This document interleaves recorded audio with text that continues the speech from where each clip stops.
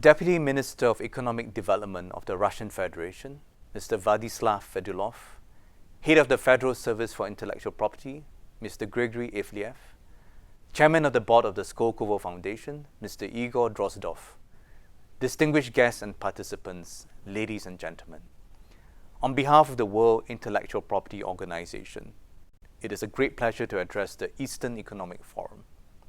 Over the last decade, the sustained growth of the Asian Pacific economies has been one of the world's most remarkable global trends. At the end of 2019, regional GDP was estimated to be worth over US $31 trillion, making Asia Pacific the largest economic region in the world. This is also true of intellectual property filings. At the last count, more than 70% of worldwide trademark applications, 65% of worldwide patent applications, and 68% of worldwide industrial design applications were received by IP offices in the Asia-Pacific region.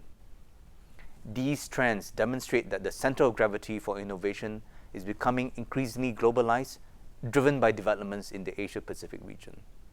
And in fact, 11 Asian countries featured in the top 50 of WIPO's most recent Global Innovation Index. Despite the considerable challenges posed by the COVID-19 pandemic, IP filings proved resilient last year. At the global level, patent filings remain above the 3 million mark, and WIPO saw a 3.5% increase in the number of applications to our PCT system. Russian filings also remain resilient. Russia recorded more than 1,000 applications via the PCT system in 2020 and over 1,700 international trademark applications. And more broadly, legislation related to IP continues to evolve region-wide. In Russia, the concept of geographical indications has been introduced into the Civil Code. The Protocol on the Protection of Industrial Designs is now in force across a majority of the countries of the Eurasian Patent Convention. And the Agreement on Trademarks, Service Marks, and Appellations of Origin of Goods is now in force within the Eurasian Economic Union. These developments will further strengthen IP ecosystems at the national and regional levels, establishing an even stronger foundation for innovators and creators to protect and commercialize their intellectual property rights and assets. At WIPO, our vision is of a world where innovation and creativity from anywhere is supported by IP for the good of everyone. Through our medium-term strategy plan, WIPO will broaden our role from setting IP norms and providing IP services to supporting all countries to use IP as a powerful tool to create jobs, attract investments, and drive business growth.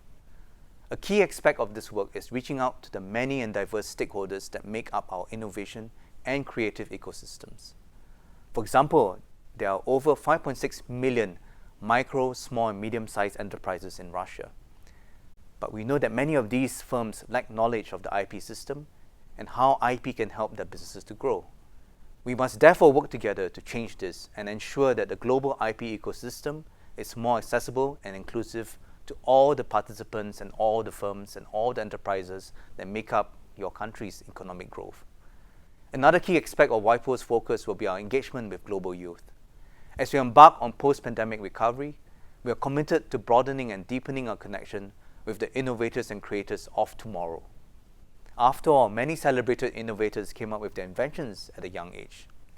Think of Vladimir Shukov, the Russian engineer, scientist, and architect, renowned for his work as a pioneering structural engineer, or Sergei Korolev, the father of the Soviet space program. From childhood, both Shukovs and Korolev nurtured a passion for innovation, discovering new inventions well before they had completed their studies.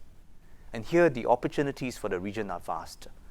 There are 52 million people under the age of 25 across the Eurasian Economic Union. Accordingly, educating young people on how the IP system works, promoting innovative and creative activities, and creating networks where young people can learn and bounce ideas off each other is vital to the region's prosperity and long-term economic health. WIPO is pleased to support youth engagement activities such as the EE Youth Platform, the annual International IP Olympiad for school children, the School Patent Contest, and the International Assembly of Young Inventors of the Eurasian Economic Union, each of which has the potential to spark a new generation of innovators and the next world-changing idea. More broadly, WIPO will continue to support your efforts to build and strengthen your national and regional IP and innovation ecosystems. Let us work together to use IP to build the next chapter of growth and development. In closing, I would like to express my deep gratitude to the organizers and participants of the Eastern Economic Forum and wish you every success in your discussions this week. Thank you very much.